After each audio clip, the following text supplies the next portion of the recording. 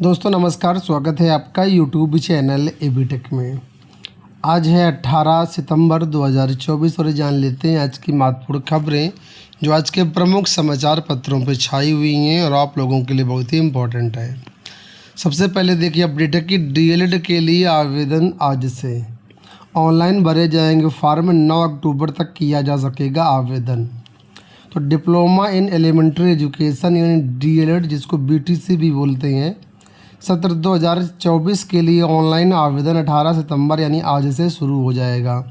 Website updled.gov.in पर 9 अक्टूबर तक आवेदन किया जा सकेगा। इसके लिए वेबसाइट पर लिंक जो है एक्टिवेट कर दिया गया है। आवेदन के बाद 10 अक्टूबर तक शुल्क जमा कर सकते हैं। 12 अक्टूबर तक आवेदन का प्रिंट ले सकते हैं और डीएलएड का प्रशिक्षण लेकर के प्राइमरी में शिक्षक की नौकरी मिल जाएगी। पिछले कई वर्षों से शिक्षकों की भर्ती नहीं आई है, इसलिए इसके प्रति रुझान भी कम हो गया है। कुछ सीटें खाली रह गई हैं। प्रदेश भर के 66 डाइट में डीएलएड की 10,600 सीटें हैं। इसके अलावा प्रदेश भर में 3100 निजी डीएलएड कॉलेज जिसमें करीब 2,28,000 सीटें हैं। आपको बता दें पिछले सत्र 2023-24 में करीब 50,000 सीटें खाली रह गई थीं और बीटीसी में चयन के लिए हाई स्कूल इंटर स्नातक के अंकों के गुणांक के आधार पर मेरिट बनेगी।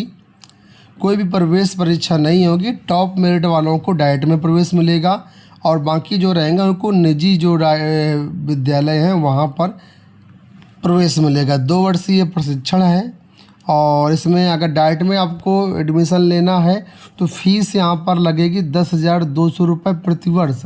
लेकिन अगर आप प्राइवेट कॉलेजों में एडमिशन लेते हैं तो आपकी फ़ीस लगेगी 41,000 रुपये प्रति वर्ष। ठीक है, तो सारी जानकारी आपको नोटिफिकेशन में दी गई, आप इसको पढ़ सकते हैं। इसके अलावा हमने इसका डिटेल्ड वीडियो भी बनाया हुआ है अपने चैनल पर, तो आप इस चैनल पर भी हमारा डिटेल्ड वीडियो देख सकते हैं और आगे प्रोसेस कर सकते हैं। सीबीएसई द्वारा कल सीटेट के लिए नोटिफिकेशन जारी किया गया है। ठीक है, तो फिलहाल इसका डिटेल नोटिफिकेशन जारी कर दिया गया है जिसमें यहाँ पर देखिए बताया गया है कि जो अगला सीटेट आपका एग्जामिनेशन होगा वो 1 दिसंबर 2024 को करवाया जाएगा। ठीक है, तो 1 दिसंबर को आपका एग्ज़ाम होना है। 136 शहरों में आपका एग्ज़ाम करवाया जाएगा और इसके लिए ऑनलाइन आवेदन की प्रक्रिया जो है 17 सितंबर से यानी कल से ही स्टार्ट हो चुकी है और फॉर्म भरने की डेट रहेगी आपकी 16 अक्टूबर 2024। तो जो भी इच्छुक अभ्यर्थी हैं वो इसका फॉर्म ऑफिशियल वेबसाइट के माध्यम से भर सकते हैं और सीटेट क्वालिफाई करने के बाद आप प्राइमरी और जूनियर टीजीटी में किसी भी शिक्षक भर्ती में आप एलिजिबल हो जाएंगे। यहाँ देखो अपडेट की आर्मी स्कूलों की प्राथमिक शिक्षक भर्ती में बीएड मान्य।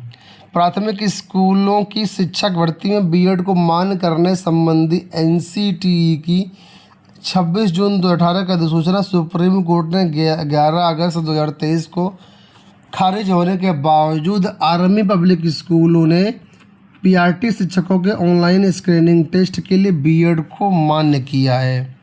आर्मी वेलफेयर एजुकेशन सोसाइटी की वेबसाइट पर 10 सितंबर से इसके लिए ऑनलाइन आवेदन लिए जा रहे हैं। नियम विरुद्ध तरीके से पीआरटी में बीएड को भी मान्य किया गया है, जबकि शिक्षकों की अर्हता तय करने वाली देश की सर्वोच्च संस्था एनसीटीई की अधिसूचना सर्वोच्च न्यायालय से खारिज हो चुकी है। तो AWES OST का भी हमने वीडियो बनाया था जिसमें हमने आपको उसी दिन बताया था कि पूरे ऑल ओवर इंडिया में बीएड प्राइमरी के लिए मान्य नहीं है, लेकिन इस भर्ती यानी कि आर्मी स्कूलों की भर्ती में फिलहाल बीएड को प्राथमिक में मान्य किया गया है। तो मैं आप सभी से पर्सनली ये निवेदन करूंगा कि आप लोग अगर बीएड किए हुए हैं तो फिर इस आर्मी स्कूल की शिक्षक भर्ती में पीआरटी में फॉर्म मत भरिएगा, क्योंकि एनसीटी जब एलिजिबल नहीं कर रही है तो आज नहीं तो कल इनको भी बीएड को प्राथमिक से हटाना ही पड़ेगा और आपकी केवल पैसे की बर्बादी होगी। आपको बता दें इस एग्ज़ाम के ज़रिए आपको एक स्कोर कार्ड मिल जाएगा और स्कोर कार्ड मिलने के बाद देश भर में 139 जो एपीएस है उसमें से कहीं से भी अगर कोई भर्ती आती है तो इसमें आप शामिल हो सकते हैं। सिपाही भर्ती के बारे में अपडेट है कि अभ्यर्थियों की आपत्तियों का परीक्षण शुरू, जल्द जारी होगी कट ऑफ लिस्ट। सिपाही नागरिक पुलिस के 60,244 पदों पर सीधी भर्ती के लिए बीते माह आयोजित लिखित परीक्षा के आंसर की जारी करने के बाद अब पुलिस भर्ती बोर्ड को आपत्तियां भेजी हैं। बोर्ड ने आपत्तियों का परीक्षण शुरू कर दिया है। बृहस्पतिवार को आपत्तियां दाखिल करने का अंतिम दिन है। इसके बाद इनका बोर्ड समाधान करते हुए कट ऑफ लिस्ट जारी करेगा। सूत्रों की माने तो आंसर की जारी करने के बाद अभ्यर्थियों ने प्रश्न पत्र के जटिल होने के, गणित के अधिक सवाल पूछे जाने और कुछ उत्तरों में विसंगति होने संबंधी आपत्तियों से बोर्ड को अवगत कराया है। तो आपत्तियों का निस्तारण होने के साथ ही इसी महीने के अंत तक आपकी कट ऑफ लिस्ट जारी होने की सूचनाएं मिल रही हैं। देखिए यहाँ पर दिया गया कि अंतिम सप्ताह में जारी हो सकती है कट ऑफ सूची। ठीक है, तो अंतिम सप्ताह तक कट ऑफ सूची जारी की जा सकती है। खैर, हम लोग बढ़ते हैं अगली अपडेट की तरफ। यहाँ पर देखिए अपडेट है कि एक्स पर छाया रहा बेरोजगारी का मुद्दा। प्रधानमंत्री नरेंद्र मोदी के जन्मदिन के मौके पर सोशल मीडिया प्लेटफॉर्म एक्स पर बेरोजगारी का मुद्दा छाया रहा। युवाओं के आह्वान पर राष्ट्रीय बेरोजगार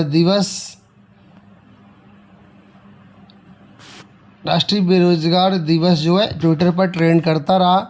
5 बजे तक करीब 1,91,000 युवाओं ने एक्स पर पोस्ट कर रोजगार अधिकार के लिए आवाज़ बुलंद की। आपको याद होगा हर साल युवाओं द्वारा राष्ट्रीय बेरोजगारी दिवस 17 सितंबर यानी प्रधानमंत्री मोदी के जन्मदिवस पर मनाया जाता है। इसके साथ ही प्राथमिक शिक्षक भर्ती को लेकर के भी अभ्यर्थियों ने कल आंदोलन किया और लिखा है बारिश में भी डीएलएड प्रशिक्षितों का धरना।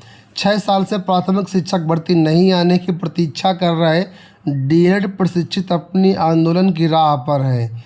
5 सितंबर को उत्तर प्रदेश शिक्षा सेवा चयन आयोग के बाहर प्रदेश व्यापी धरना देने के बाद से डीएलएड प्रशिक्षित लगातार पत्थर गिरजा पर वहाँ पर धरना दे रहेंगे।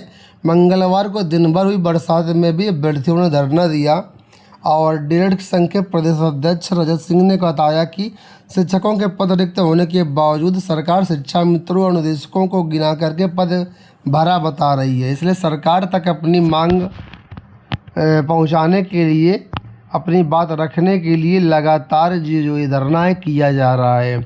और इसी कड़ी में उन्होंने बताया कि डीएलएड संघ के पदाधिकारी 19 सितंबर को धरने में पहुंचने के लिए अन्य जिलों में भी जाकर के संपर्क कर रहे हैं। तो 19 सितंबर को एक बड़ा आंदोलन फिर से करने की तैयारी है।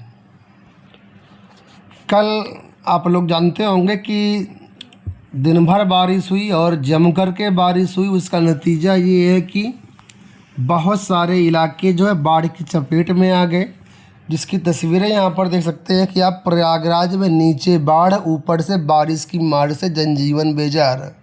रिकॉर्ड हुई 64 mm बारिश, जगह जगह पेड़ गिरने से आवागमन प्रभावित है। तो कुछ तस्वीरें आप लोग देख सकते हैं किस तरीके से नीचे बाढ़ का पानी भरा हुआ और ऊपर से बारिश हो रही थी। तो ये हाल यहाँ पर है।